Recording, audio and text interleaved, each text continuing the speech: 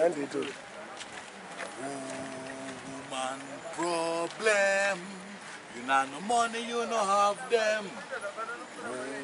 Woman problem.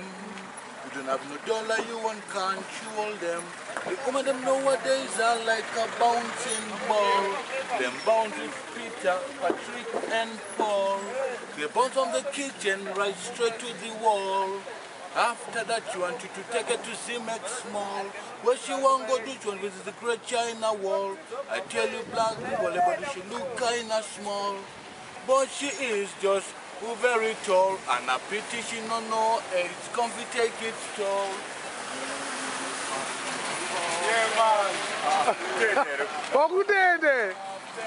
So kaka kuda kaosha. Gweja. Yeah. Right here. Kuda ma spirit or kutitira kuda kupanja. Ko munozona sei nenyaya Zimdancehall yamazana.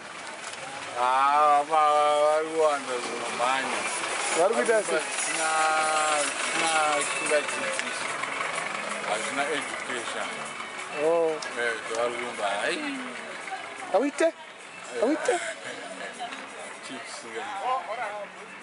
Matichi?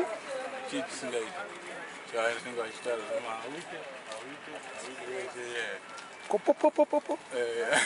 That is the put. Vanenge vachiisa futi magunman andikam. Amanana utezera amanana ninja man. But zvifanenge zvichidaro.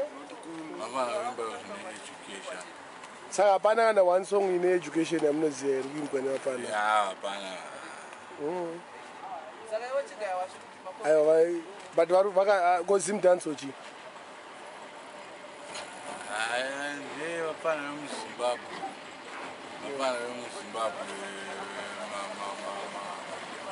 Madread emuZimbabwe. Vanenge vachiita sei?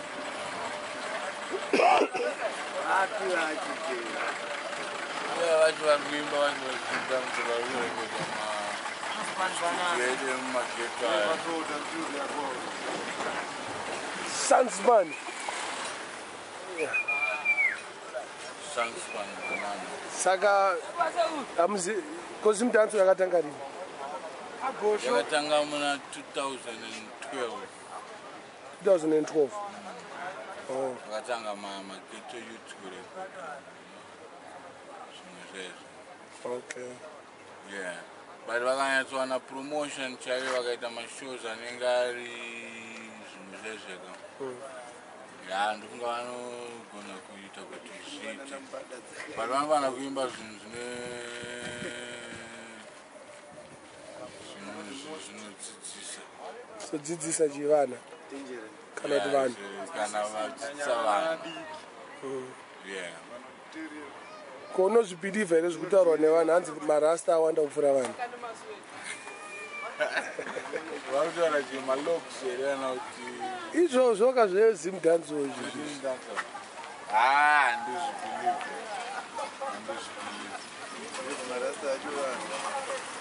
Because marasta acho vanhu.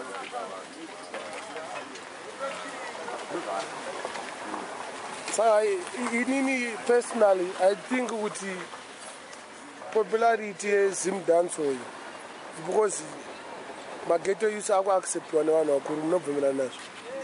Yeah. Because vakutombo vane vanhu vakuru vane vari kuva uplifta mageto youth vanhu. Saka zvinenge zviri nani dai zvikaramba zvakadaro. Handiti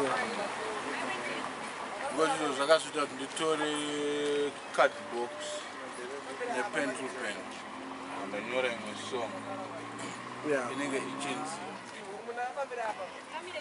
Well, I know this girl by the name of Patsy. The girl was black, boy and sexy. Black, yo, she was good. Now this girl is looking like a fool, yeah. She wanted to change her skin complexion. She wanted to get brown. like Paula. She woke up one morning very early when she went uptown to the pharmacy. You know, say what she bought was a tube of ambe and she rubbed it on her face and fuck up the beauty. Now she's a disgrace in the community. They call her nickname in the community like brown face, black body. That's what you get when you use ambe. Later shall be greater and better, no better. Alligator. Yeah. Brown and black.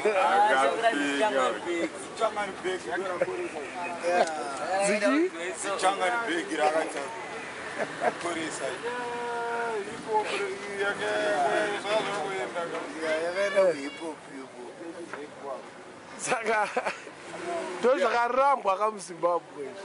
Saka ichi. Vasikuda Zimdancehall,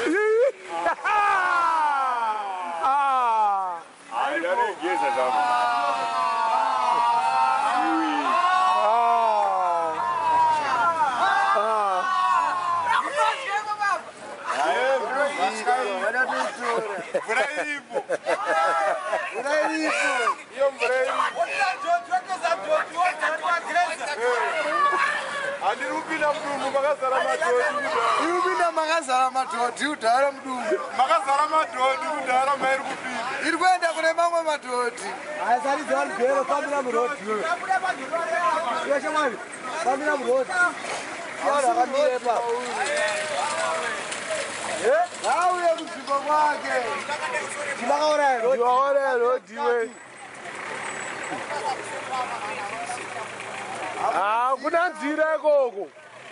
Nitare mvura bengo. Kombe yako ndero kese.